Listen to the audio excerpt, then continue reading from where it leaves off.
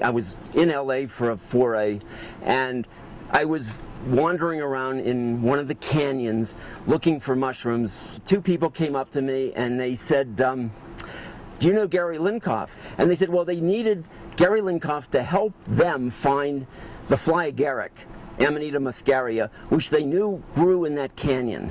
They were preparing themselves to leave the planet. And they said, well, they thought the muscaria, the fly agaric, would show them the way.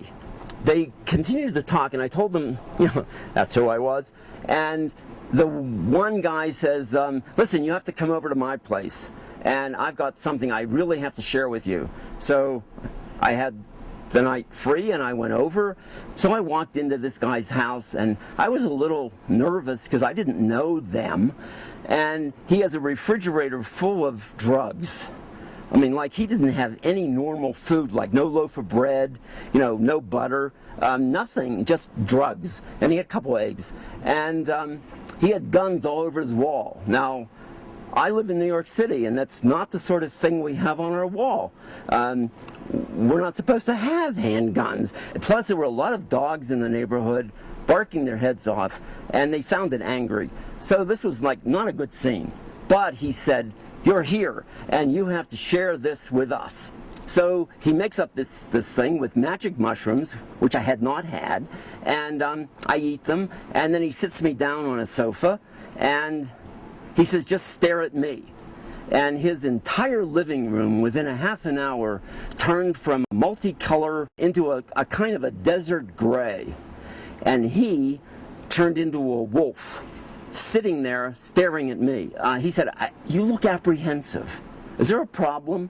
And I said, I couldn't begin to tell you what the problem is, but I was thinking, this is the last day of my life, and this is like ending. He said, just like, let it go. And not being prepared for what was to come, I eventually relaxed. He said, do you see a light? And I said, yes. He says, what color is it? And I said, white. He said, well, are you going to follow it? I said, do I have a choice?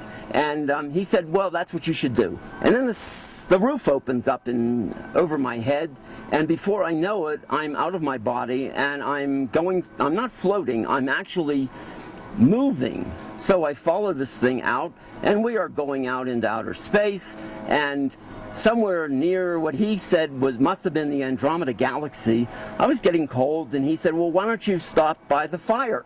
He said, well, there's a fireplace out there. Okay, so I found it and sat there. I got warm, and I kept traveling, and after I don't know how many hours, he said, do you want to come back? And I was thinking, well, it's really nice out here. Why would I want to go back? But he thought it was a good idea.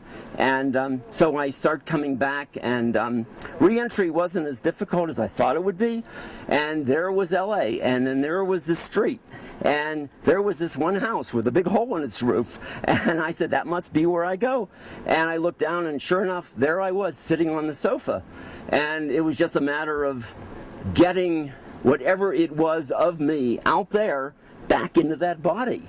And that was essentially the whole night.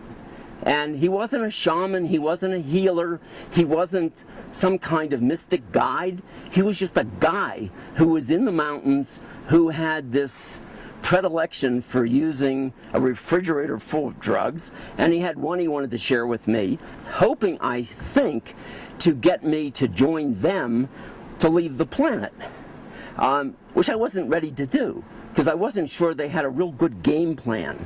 Now, hey, that might be an interesting thing. Could you go through a wormhole with the mushroom and find yourself on a planet like Earth? It sounds like fantasy, whatever, but as I keep telling people, yesterday's science fiction is today's science, and things that we didn't think were possible are possible. It's just a matter of partially technology, but largely imagination.